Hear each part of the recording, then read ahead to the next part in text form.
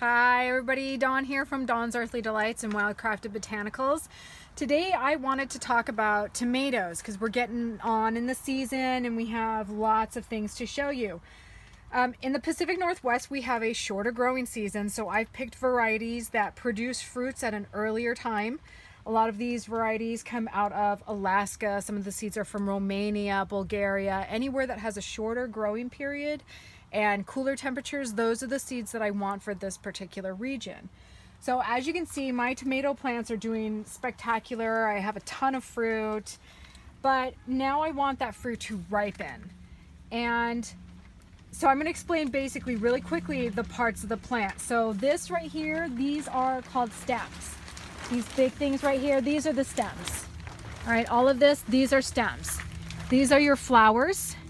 These are your fruits, also your seeds. And these are your leaves, but then you have these little things in between your leaves, and they're referred to as these things right here. So here's your leaf, here's your fruit. These are called suckers, also known as, I've heard them referred to as nodes.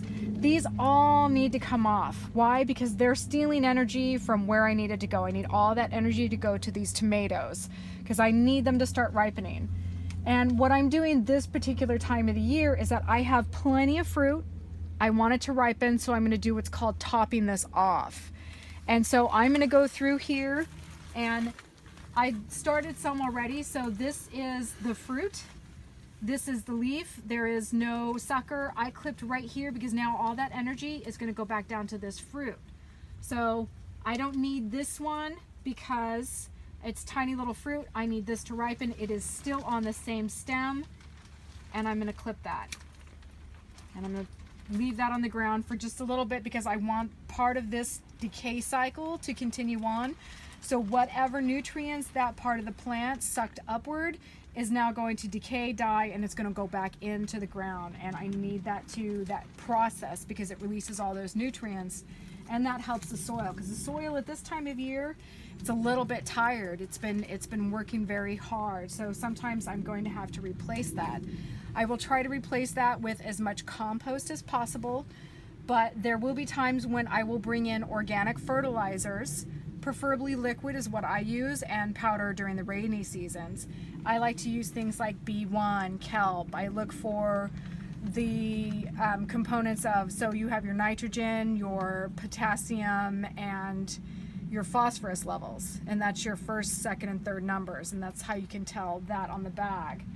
So I'm going to clip this back. So I have these little fruits right here, but it's on this stem with a lot bigger fruit. So I'm going to go ahead and sacrifice these fruits. I'm going to clip this all the way back to here because I need these to ripen. And as you can see, one of them is already starting to ripen.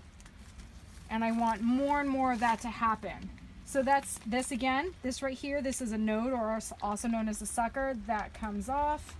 This part of the plant I'm going to sacrifice because I have these big fruits right here. So I'm going to restore that energy. One of the other things that I am no longer doing is I am no longer watering these plants because I have these big, beautiful, luscious fruits, and I want all of that energy that the plant had and all that water. I want this foliage to start dying back. And the reason why I want this to start dying back is because it kind of creates a little bit of a starvation. The leaves will be the first things to die back.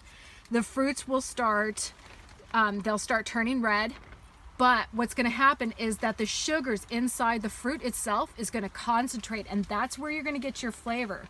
You have these big, beautiful hydroponic plants in the stores that produce these fruits, and that's great. It's a great way to produce fruit year-round, but they don't necessarily always have as much flavor because the plants, they do better when they're a little bit stressed out.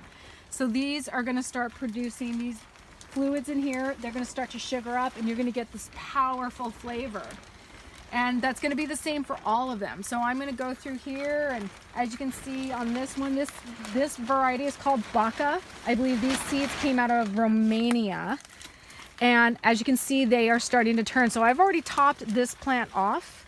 I do still have to go through and get rid of some of the suckers. I'm going to sacrifice some of these in order to have all those sugars concentrate back down. I haven't watered these in over a month. They're finally starting to turn, and I'm gonna have some powerful and delicious fruit. And one of the other things that I am doing is that I'm starting to teach classes here. If you're interested, I live in Arlington, Washington. I'm happy to take students from all around. I do this every third Saturday. I'm not sure what the date is. I'd have to look it up. I've got one coming up in September.